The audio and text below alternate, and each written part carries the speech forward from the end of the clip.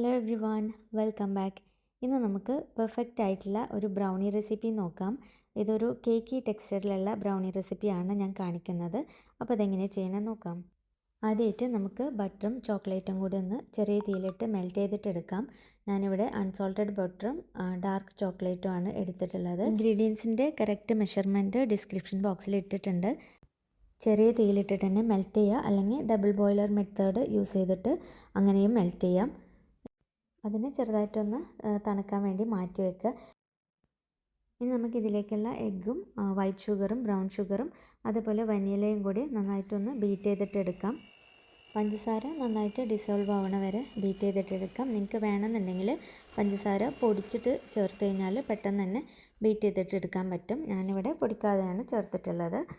അത് ബീറ്റ് ചെയ്ത് കഴിഞ്ഞതിന് ശേഷം നമ്മൾ മെൽറ്റ് ചെയ്ത് വെച്ചിട്ടുള്ള ബട്ടറും ചോക്ലേറ്റും കൂടിയുള്ള മിക്സ് ചെറിയ ചൂടോടുകൂടി ഇതിലേക്ക് ആഡ് ചെയ്ത് കൊടുക്കുക. ഒരുപാട് ചൂടോട് കൂടി വേണ്ട, ഒരു ചെറിയ ചൂടിലാണ് ആഡ് ചെയ്യേണ്ടത്. എന്നിട്ട് ഇതിലേക്കൊന്ന് മിക്സ് ചെയ്യുക. ഇനി നമുക്ക് ഡ്രൈ ഇൻഗ്രീഡിയൻസ് ചേർത്ത് കൊടുക്കാം. കൊക്കോ പൗഡറും മൈദയും ബേക്കിംഗ് പൗഡറും ഒരു നുള്ളു ഉപ്പും കൂടി ഇതേപോലെ അരിച്ചതിന് ശേഷം ഇതിലേക്ക് ചേർത്ത് കൊടുത്ത് എല്ലാം കൂടി ഒന്ന് കമ്പൈൻ ചെയ്തിട്ട് എടുക്കുക. ഒരുപാട് നേരം മിക്സ് ചെയ്യേണ്ട ആവശ്യമില്ല, ജസ്റ്റ് ഒന്ന് കമ്പൈൻ ചെയ്തിട്ട് എടുത്താൽ മതി.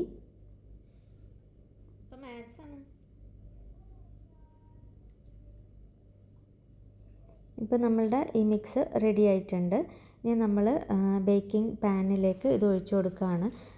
ചെറുതായിട്ടൊന്ന് ഓയിലിട്ടതിന് ശേഷം ബട്ടർ പേപ്പർ വെച്ചിട്ടുള്ള ബേക്കിംഗ് പാനിലേക്ക് നമ്മൾ ഈ ബാറ്ററിനെ ഒഴിച്ചു കൊടുക്കുക. അതിനുശേഷം ഒരു 180 ഡിഗ്രിയിൽ 20 to 25 മിനിറ്റ്സ് ബേക്ക് ചെയ്തിട്ട് എടുക്കുകയാണ്. ഓവന് ഒരു 180 ഡിഗ്രിയിൽ പ്രീ ഹീറ്റ് ചെയ്യണം 10 മിനിറ്റ്. അതിന് ശേഷമാണ് നമ്മൾ ബേക്ക് ചെയ്യണത്. ഇനി ബേക്ക് ചെയ്തിട്ട് എടുത്തതിന് ശേഷം നമ്മളിതിനൊന്ന് തണുക്കാൻ വേണ്ടി മാറ്റി വയ്ക്കുക. അതിനുശേഷം ഇതുപോലെ കട്ട് ചെയ്തിട്ടെടുക്കാം. ഞാനിവിടെ ഒരു 8 ഇഞ്ചുള്ള സ്ക്വയർ പാനിലാണ് ബേക്ക് ചെയ്തിട്ടെടുത്തത്.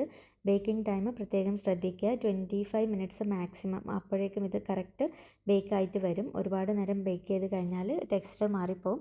അപ്പോൾ ഇത്രയേ ഉള്ളൂ. എല്ലാവരും ട്രൈ ചെയ്ത് നോക്കുക, ഫീഡ്ബാക്സ് ഒക്കെ അറിയിക്കുക.